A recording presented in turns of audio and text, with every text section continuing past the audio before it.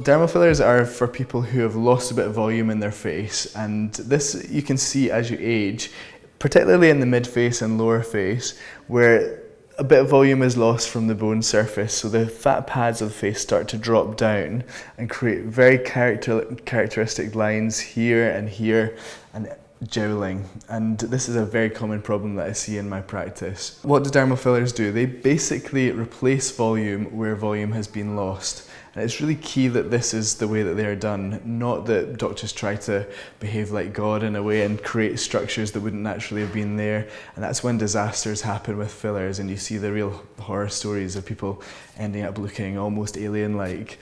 So it's important that fillers are used just to replace the volume that's been lost in the face, to support and lift structures. So reducing these lines and reducing and softening the lines here to just give you a more youthful and rested appearance. Generally speaking, fillers are injected with needles deep onto the surface of the bone and sometimes into the soft tissue of the face, and different fillers can be used for different purposes. So it's a bit like a house being restored, so you really have to start from the bottom up. So thinking about the foundations, so the bony structure of the face, which has lost volume. So it's like in a house, you wouldn't just paint the walls without fixing the foundations if they were damaged.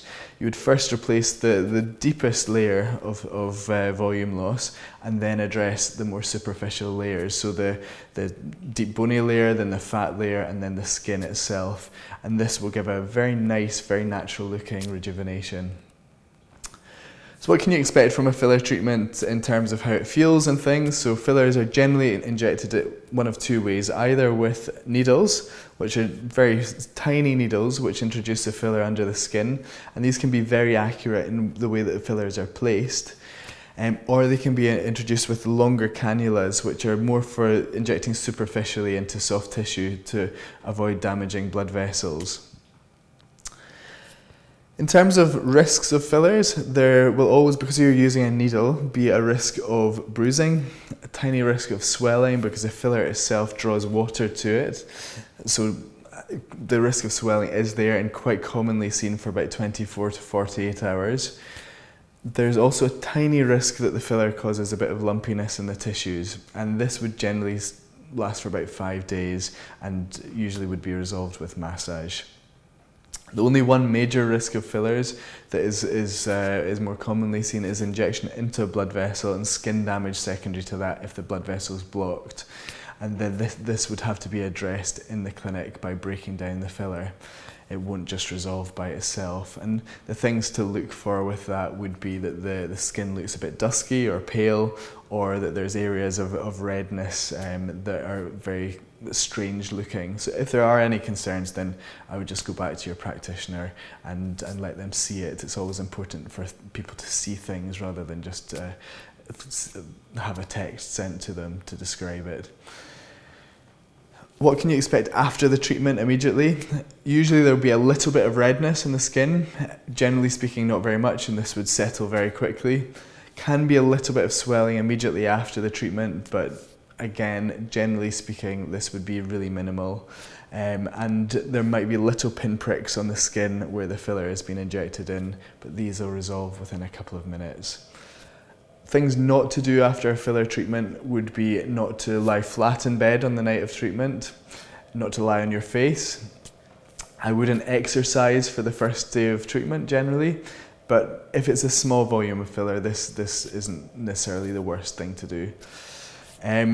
After treatments, if you do have any swelling, then I would probably take some antihistamine, something like Piriton, and that should help resolve the swelling more quickly. In extreme cases of swelling, then I would go back to your doctor and they might prescribe a steroid for this. The reason I really like to use fillers in my practice, and my patients really like the results that you can get, is that they can give a very natural looking rejuvenation to the skin.